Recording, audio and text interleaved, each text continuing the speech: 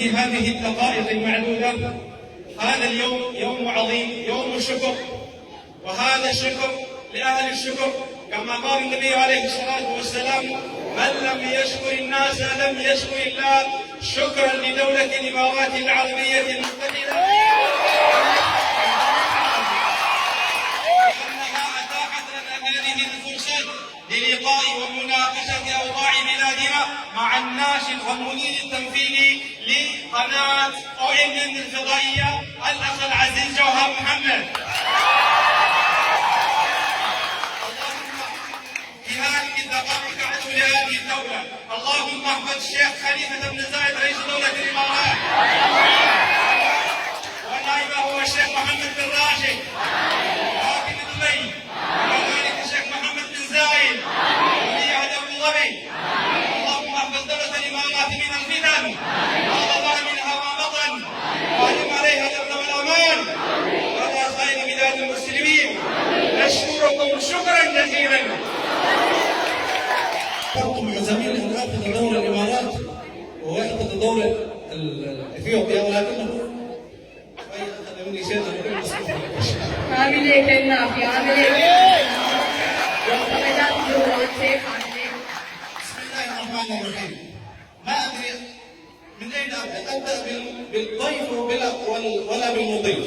الضيف هو شابنا هذا الموقر المحترم المحبوب في جميع العالم.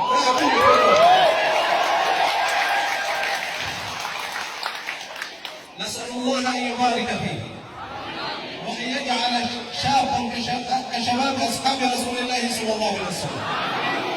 تعرفون ما معنى جوهر؟ تعرفون جواهر؟ يعني الذهب والفضة وكل غال ونفيس وكل جميل.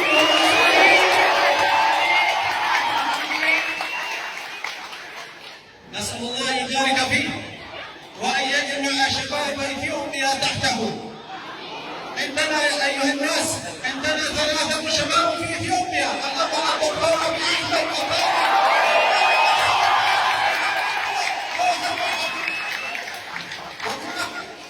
أنا جئت بنفسي من إثيوبيا لأني أرى الجبال والأودية والأشجار والأحجار تتكلم لغة عربية تقول شكرا لجوهر محمد وللأمة منفسة وللدكتور أبي أحمد. الثاني: ولدتني أرملة في إثيوبيا وأقبضني الإمارات 35 سنة. أنا دخلت الإمارات ليست لي لحية ولا سوداء ولا بيضاء. أنبت هنا اللحية كانت سوداء ثم بيضاء كما ترون، وأنا أعلم بحال أهل الإمارات وهم يعلمون لحمي ودمي وموعيتي. دمي يعلمون وأنا أعلمهم جيدا. فلذلك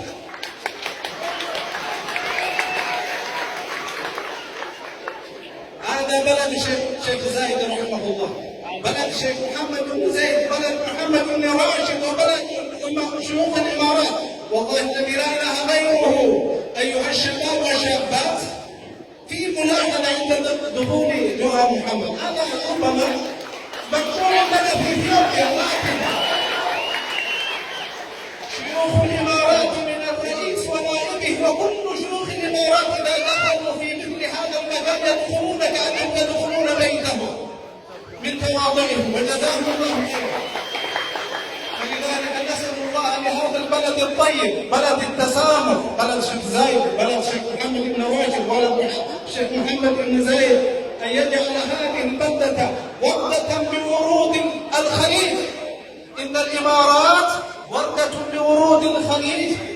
نسأل الله أن يجعلها آمنة ومستقرة وآمنة وهي في صفوف العالم الآن. نسأل الله أن يحفظ أمنها واستقرارها وأن يبارك آخر كلمة بارك الله فيك لا أطيل.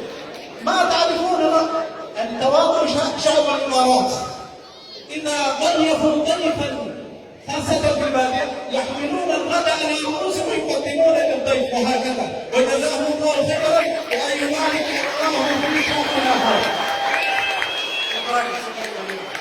Maangguddoo keenya galata.